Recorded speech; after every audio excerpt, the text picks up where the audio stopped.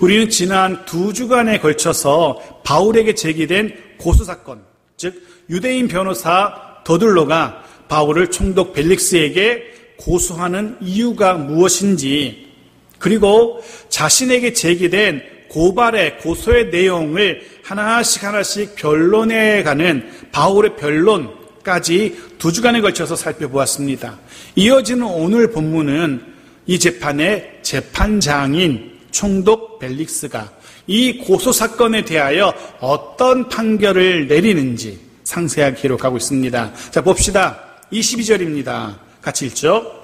벨릭스가 이 도에 관한 것을 더 자세히 아는 고로 연기하여 이르되 천부장 루시아가 내려오거든 너희 일을 처결하리라 하고, 우선 놀랍게도 총독 벨릭스가 이 도에 관한 것을, 즉 예수의 복음에 관한 것을 자세히 알고 있다, 이렇게 기록하고 있습니다. 물론 그가 어떤 경로를 통해서 예수의 복음에 대해서 알게 되었는지는 정확하지 않습니다. 몇 가지 가능한 설명이 있긴 합니다. 우리는 가이사라에서 왕성하게 복음을 증거했던 한 사람을 기억하고 있습니다. 바울이 소아시아에서 예루살렘에 가는 도중 가이사라에 들렸을 때 만났던 인물이기도 합니다. 누군지 기억하십니까? 네, 7 집사님 중, 초대교회 7 집사님 중 한 분이었던 빌립 집사님입니다. 이 빌립 집사님이 가이사라에 정착했고 그곳에서 복음을 왕성하게 증거하며 살았다는 것을 우리가 이미 살펴보았습니다. 빌립 집사님뿐만 아니라 그의 딸 넷 역시 아버지 빌립처럼 그곳에서 복음 증거자의 삶을 살고 있었다는 것을 우리가 살펴본 바가 있습니다. 해서 짐작키는 아마도 이 빌립 집사님 또 그의 가정의 헌신과 수고로 인하여 총독이 머물고 있는 가이사라의 사람들이 복음을 들을 수 있었을 것이고, 이 과정에서 벨릭스 역시 예수의 복음에 대해서 듣게 되었을 것으로 추측할 수 있습니다. 또 한 가지 가능한 설명은 후에 보겠지만 24절에 기록되어 있듯이 그의 아내가 유대인이었다는 겁니다. 그의 아내 드루실라가 유대인이었다는 것, 이것으로도 추정을 해볼 수 있습니다.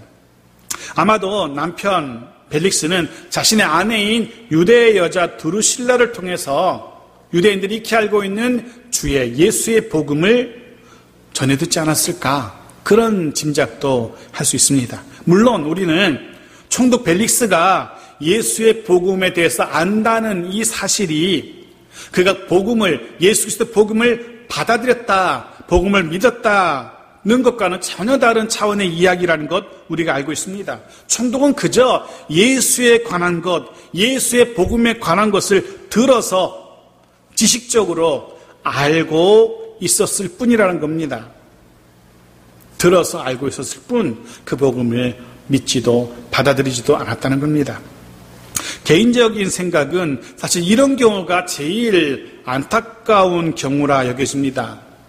실제로 지금도 복음을 듣지 못하고 수많은 사람들이 죽어가고 있는 것을 우리가 알고 있습니다. 여전히 복음을 듣지 못하는 수많은 지구촌의 사람들이 있다는 것 우리는 알고 있습니다. 해서 복음을 들을 수 있다는 것, 그것 자체가 큰 은혜이고 큰 복, 기회라고 생각됩니다. 그런데 그 귀한 복음을 들었음에도 불구하고 그 복음을 받아들이지 않았다는 것, 예수를 주로 고백하지 않았다는 것, 정말 안타까운 일이라 생각되어지는 겁니다. 기억하십시오. 분명 듣는 것도 복된 일이지만 듣고 마음으로 믿어지는 것 훨씬 더 귀하고 복된 일입니다.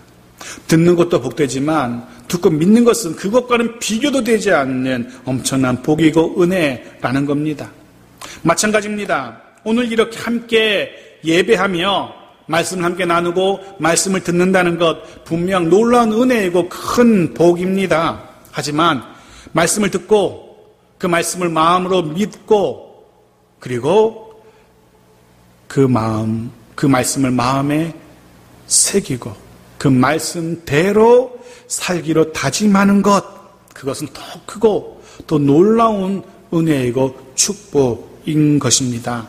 오늘 우리 모두에게 이런 은혜와 복이 임하시기를 주의 이름으로 축복합니다. 말씀을 듣게 되어지고 들은 그 말씀을 마음에 새기고 그 마음에 새긴 말씀대로 살아갈 수 있는 놀라운 은혜와 복이 있는 우리 모두이기를 주의 이름으로 축복합니다. 여하튼 결과적으로 벨릭스는 예수의 복음, 그리스도 교회에 대해서 잘 알고 있었고 그로 인해서 이제 이렇게 판결을 내립니다. 판결이 무엇입니까? 휴정입니다. 판결을 연기하고 있습니다. 근데 이 문장은 조금 이상하죠. 앞뒤가 맞지 않아 보이죠. 예수의 복음에 대해서 잘 알고 있는 벨릭스입니다. 게다가 바울의 논리적이고 치밀하고 반박하기 불가능해 보이는 그런 변론도 이미 우리가 들었습니다. 벨릭스가 들었습니다. 자, 그렇다면 당연히 재판장으로 벨릭스는 무죄 판결을 내려야 했을 겁니다. 예수의 도에 대해서 잘 알고 있고 바울의 변론도 다 들었고 당연히 기대되는 판결은 무죄일 겁니다. 하지만 재판장은 벨릭스는 판결을 미룹니다. 휴정입니다. 보통 판결은 두 가지죠. 무죄 아니면 유죄이겠죠. 혹 판결을 내리기에 미흡하다면 조금 재판을 미룰 수는 있을 것입니다. 하지만 우리가 두 주에 걸쳐 살펴보았듯이 이미 유대인들의 고소, 그들의 발언이 다 마무리되었습니다. 그리고 그에 맞서는 바울의 변론도 다 마무리되었습니다. 더 이상 판결을 미룰 하등의 이유가 없는 겁니다. 아무런 이유가 없어 보입니다. 그럼에도 불구하고 재판장인 벨릭스가 판결을 미루고 있습니다. 이유가 무엇입니까? 겉으로 드러난 이유는 이렇게 기록되어 있습니다. 천부장 루시아가 내려오면 천부장 루시아 핑계를 대고 있는 겁니다. 예루살렘에서 초기 수사를 담당했던 처음부터 이 사건에 관여했던 천부장 루시아가 이곳 가이사라에 오면 그의 의견을 들어보겠다. 그때까지 판결을 미루겠다는 것이 재판장의 판결을 미루는 이유입니다. 하지만 이 역시도 이해가 되지 않죠. 천부장은 이미 바울을 벨릭스에게 보내며 이 사건에 대한 자세한 내용을 수사 보고서를 글로 적어서 함께 보냈다는 사실을 우리가 알고 있습니다. 그가 보낸 보고서의 내용이 무엇입니까? 사도행전 23장 29절 이렇게 기록합니다. 같이 읽죠. 고발하는 것이 그들의 율법 문제에 관한 것뿐이요 한 가지도 죽이거나 결박할 사유가 없음을 발견하였나이다.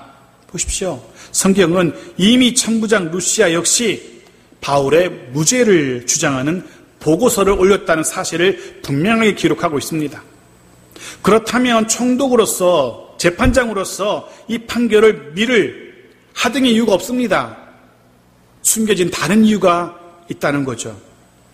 숨겨진 다른 이유, 판결을 미룰 수밖에 없었던 벨릭스가 판결을 미룰 수밖에 없었던 숨겨진 이유 무엇이겠습니까? 사실 벨릭스로서는 바울에게 유죄 판결을 내릴 수가 없었습니다. 너무나 분명하게 무죄인 로마 시민에게 불법적으로 법에 근거하지 않고 유죄 판결을 내린다는 것, 그 후폭풍을, 그 뒷일을 감당할 수 없었을 겁니다. 그렇다고 그에게 무죄 판결을 내리기도 부담이 됩니다. 왜냐하면 그랬다가는 분명 유대인들, 이 바울을 극렬하게 고소하고 있는 유대 종교 지도자들과의 관계가 틀어질 것이 분명해 보였기 때문입니다. 실제로 역사적인 기록을 보면 벨릭스의 전임 총독이었던 쿠마누스란 사람의 경질 이유가 이거였습니다. 유대의 관리와 협조적으로 통치하지 못하고 무리를 일으켰다. 이겁니다. 유대의 관리들과 협조적으로 통치하지 못하고 무리를 일으켰다. 이것이 전임 총독의 해임, 경질 이유였습니다. 이런 사실을 누구보다 잘 알고 있었던 후임 총독 벨릭스였던 겁니다. 해서 벨릭스는 유대의 지도자들과 등을 돌리고 싶지 않았던 겁니다. 해서 벨릭스는 법에 근거한 판결이 아니라 유대의 종교 지도자들의 눈치를 살핀 나머지 이도 저도 아닌 말 그대로 정치적인 판결을 내리고 있는 겁니다. 사랑하는 성도 여러분, 여러분은 일상의 삶 속에서 무언가 결정을 내려야 할 때 주로 무엇을 근거로 결정을 내리시는지요? 물론 오늘 본문의 벨릭스처럼 여러 사람들과의 어울려 살아가는 사람들과의 관계도 고려해야 할 겁니다. 그리고 내가 그런 결정을 내렸을 때 뒤이어 일어날 그 일들에 대해서도 고려해야 할 것입니다. 하지만 그럼에도 불구하고 너무나 분명한 사실은 법에 따라 법의 테두리 안에서 판단하고 결정해야 한다는 거죠. 물론 먼저는 세상법에 따라 판단하고 결정해야 할 겁니다. 세상의 법도 어기면 안 됩니다. 하지만 우리에게는 우리가 반드시 지켜야 할 또 다른 법, 세상의 법보다 더 크고 더 중요한 법이 있습니다. 무엇입니까? 하나님의 말씀의 법입니다. 하나님 나라 백성인 우리들이기에 하나님의 말씀의 법에 따라 판단하고 결정해야 하는 겁니다. 내 감정을 판단의 근거가 삼아서 안 됩니다. 절대로 내 상황이 혹은 누군가의 충고가 결정과 판단의 근거가 되어서는 안 된다는 거죠. 최종적인 판단의 근거, 최종적인 판단의 기준은 늘 하나님의 말씀의 법이어야 한다는 겁니다. 혹 그로 인하여서 하나님의 말씀의 법에 따라서 판단하고 행동한 그것으로 인해서 혹 나에게 적지 않은 피해가 발생한다 할지라도 혹 그로 인해서 하나님의 말씀의 법에 따라 판단하고 행동한 그것으로 인해서 나에게 적지 않은 문제가 생긴다 할지라도 그럼에도 불구하고 하나님의 법에 따라 이 말씀의 법에 따라 판단하고 결정하는 그 법에 따라서 말씀의 법에 따라서 살아가는 우리 모두이기를 주의 이름으로 축복합니다. 자, 그런데 질문을 한 가지 드립니다. 간혹 둘 다 지켜야 할 세상법, 하나님의 말씀의 법, 이 둘이 충돌할 때가 있습니다. 때로 도무지 지금 내 감정이, 도무지 지금 나의 상황이 이 하나님의 말씀의 법을 따르기가, 그 인도하심에 순종하기가 불편할 때가 있습니다. 도무지 힘겨울 때가 있습니다. 세상법과 하나님의 말씀의 법이 충돌할 때, 내 감정과 내 상황이 하나님의 말씀의 법과 충돌할 때, 그때 어떻게 해야 될까요? 여러분 어떻게 하십니까?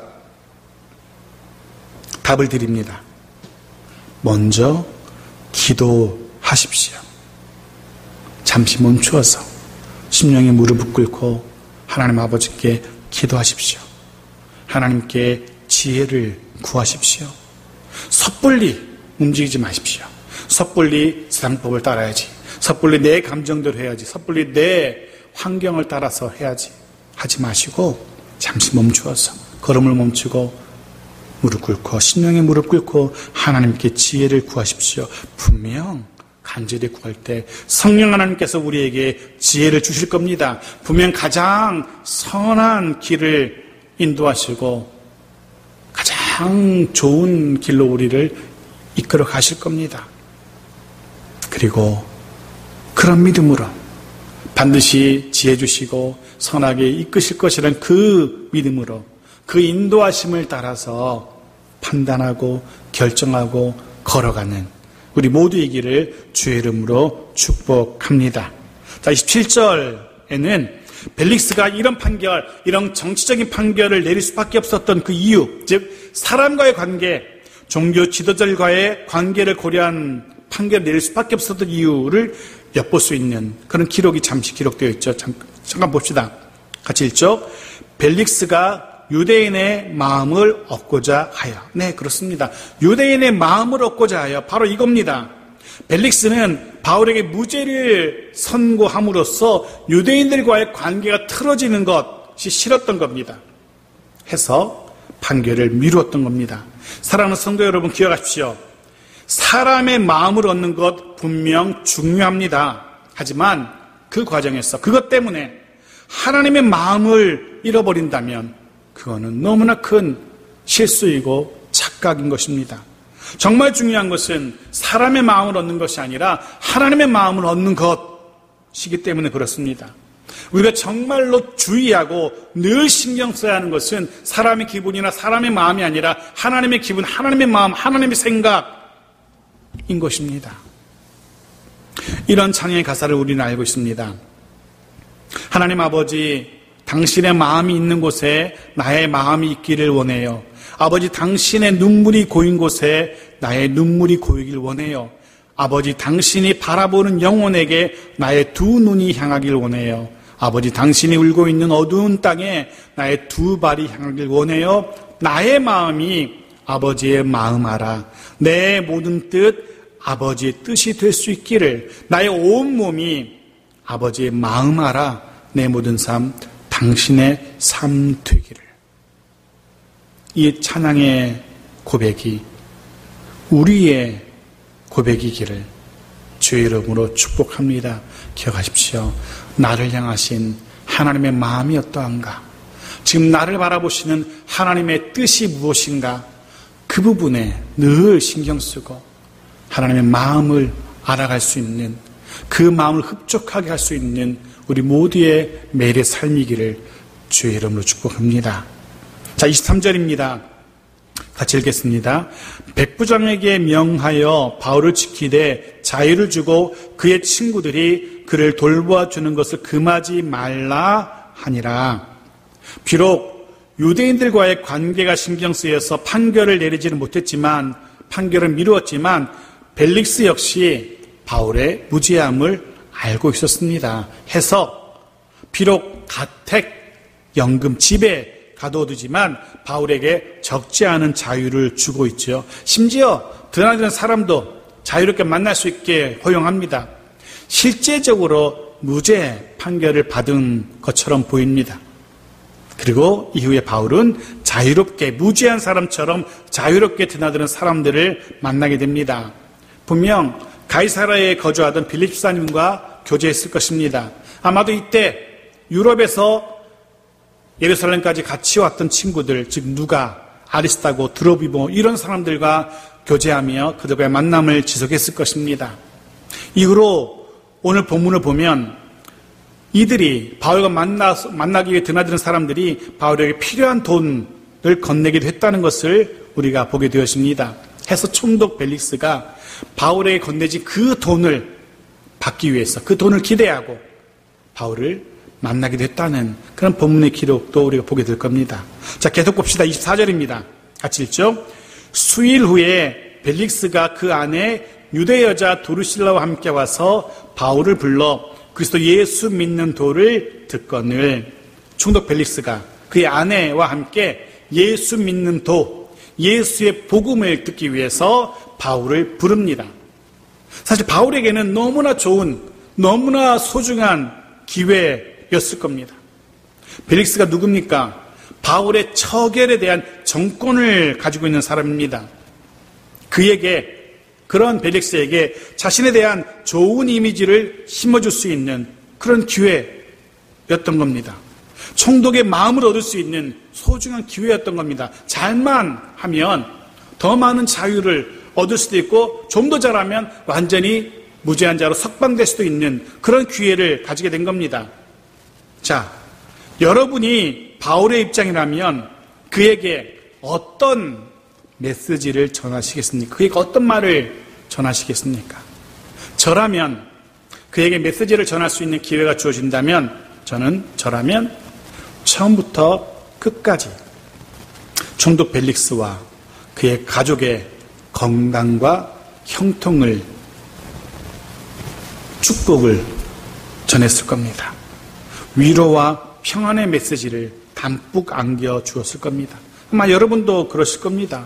왜냐하면 그가 나의 성공과 실패, 그가 나의 행복과 불행을 좌우할 수 있는 그런 힘 있는 사람이기 때문에 그렇습니다.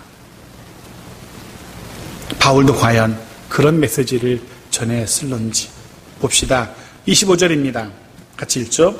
바울이 의와 절제와 장차 오는 심판을 강론하니 벨릭스가 두려워하여 대답하되 지금은 가라. 내가 틈이 있으면 너를 부르리라 하고.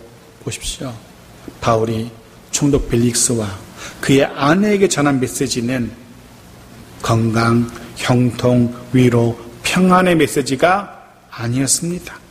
그가 전한 메시지는 의와 절제와 심판의 메시지. 듣기만 해도 무거운, 벨릭스가 두려워하는, 듣기 싫어하는 메시지였습니다. 아니, 벨릭스만이 아니라 이 땅의 거의 대부분의 사람들이 듣고 싶어하지 않는 그런 메시지였습니다.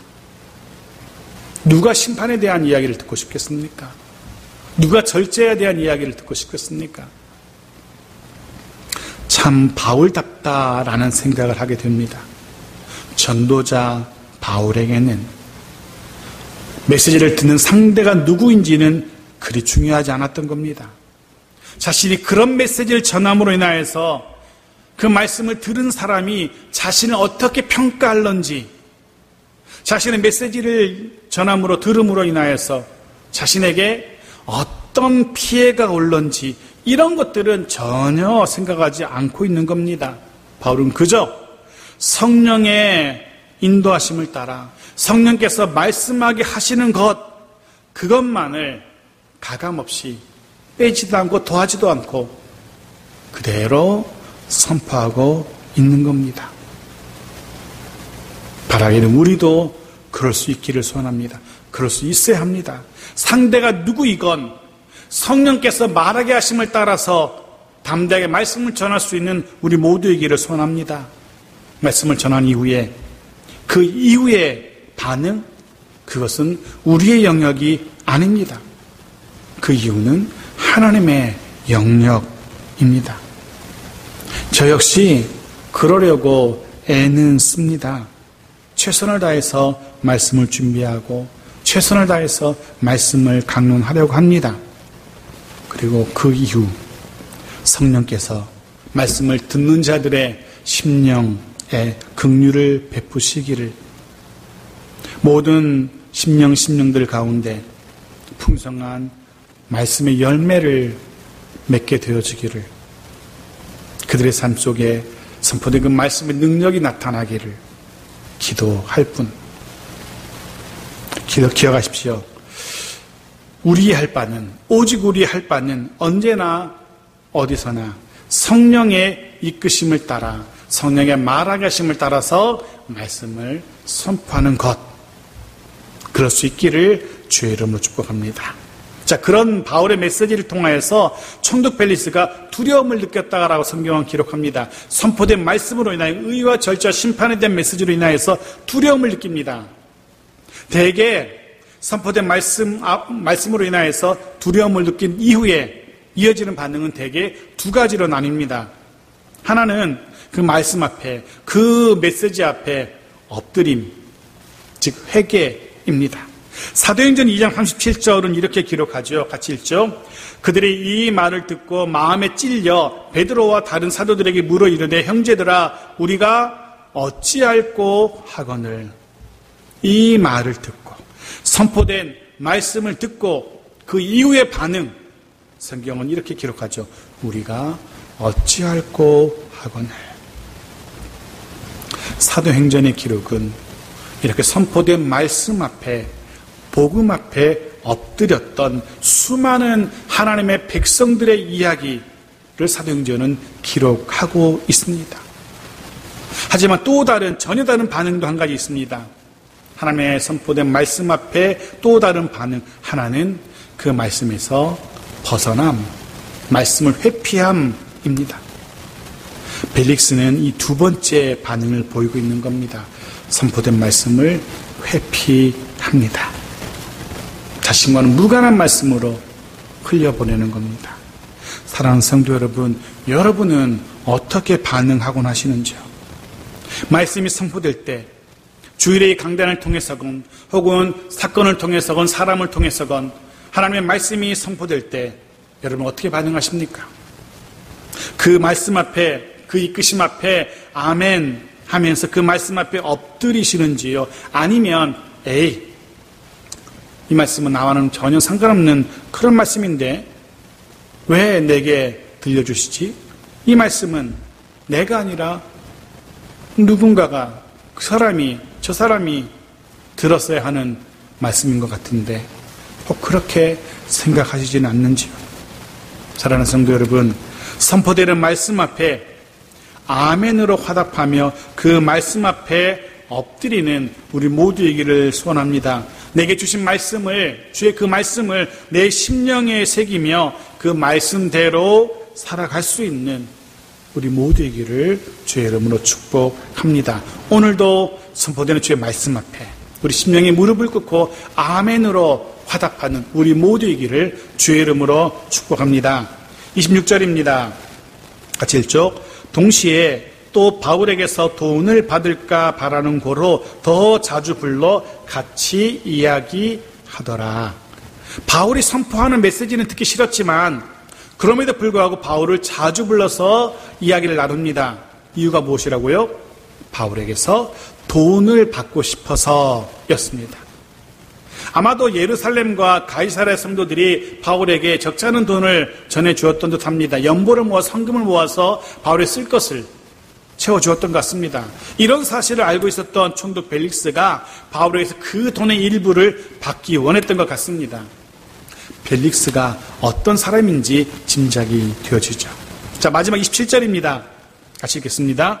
이태가 지난 후 보르기오 베스토가 벨릭스의 소임을 이어받으니 벨릭스가 유대인의 마음을 얻고자 하여 바울을 구류하여 두니라. 시간은 흘러서 2년이라는 시간이 흘러갑니다. 자, 무죄한 바울로서는 너무도 억울한 그런 상황이죠. 그 긴 시간 동안을 집에 가택, 연금된 상태로 머물러 있게 됩니다. 이유는 이미 우리가 살펴본 대로 유대인들과의 마찰을, 갈등을 피하기 원했던 벨릭스의 정치적인 판단 때문이었습니다.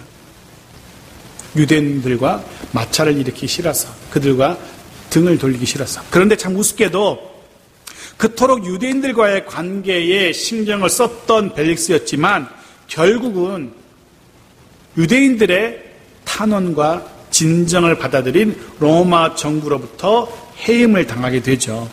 역사는 총독 벨릭스가 있었던 가이사라에서 헬라인과 유대인들 간의 다툼이 일어나게 되었고, 그때 총독 벨릭스가 일방적으로 헬라인 편에서 유대인들을 탄압했다라고 기록합니다. 해서 분노한 유대인들이 로마 정부에 탄원서를 제출하게 되었고, 결국 그로 인해 총독 벨릭스가 책임을 지고 해임을 당하게 되었다라고 역사가 기록합니다. 무엇을 할 수 있습니까? 그토록 사람들의 마음을 얻고 싶어 했던, 유대인들의 마음을 얻고 싶어 했던 벨릭스였는데 바로 그들로 인해서 자신이 해임되는 겁니다. 그렇습니다. 다시 한번 말씀을 드립니다. 사람의 마음을 얻는 것보다 더 우선하고 더 중요한 것, 그것은 하나님의 마음을 얻는 겁니다. 사람의 마음에 드는 것, 그것도 소중하고 중요하지만 더 중요한 건 하나님의 마음에 드는 겁니다. 사람은 마치 손바닥 뒤집듯 쉽사리 변하고 바뀌지만 하나님은 영원토록 변하지 않으시는 분이시기 때문에 그렇습니다. 사람이 나를 위해 주는 일에는 한계가 있지만 하나님이 나를 위해서 하실 수 있는 일에는 한계가 없기 때문에 그렇습니다. 그러게 우리는 하나님의 마음을 얻어야 됩니다. 하나님의 마음에 들어야 됩니다. 여튼 바울이 구류된 2년 동안 벨릭스가 해임되고 후임으로 베스토가 총독으로 부임하게 되죠. 이후 바울은 그러면 어떻게 되는지 다음 주에 이어서 살펴보도록 합니다. 오늘 말씀을 정리합니다. 오늘 말씀은 선포되는 주의 말씀 앞에 우리가 어떻게 반응해야 하는지를 우리에게 들려줍니다. 바라기는 우리의 심령으로 주의 말씀 앞에 엎드리는 우리 모두이기를 소원합니다. 선포된 말씀을 따라 말씀대로 살기로 결단하고 다짐하는 우리 모두이기를 간절히 소원합니다. 분명 우리가 신경 써야 할 것들이 제법 있을 겁니다. 하지만 늘 매 순간순간마다 하나님의 말씀의 법에 따라서 판단하고 선택하고 그 말씀의 법에 따라서 그 무엇에도 흔들리지 않고 한 걸음 한 걸음 걸어가는 우리 모두이기를 간절히 소원합니다. 말씀의 법에 따라 생각하고 판단하고 결정하고 그대로 걸어갈 수 있는 우리 모두이기를 주의 이름으로 축복합니다. 마지막 한 가지 잊지 마십시오. 그러하게 우리가 가장 주의하고 늘 신경 써야 할 것은 하나님의 마음이 어디에 머무는가입니다. 하나님의 마음이 머무는 그 일에 나도 그 일에 힘써야 하는 것입니다. 하나님 아버지 마음이 머무는 그곳에 나도 머물러 있어야 하는 겁니다.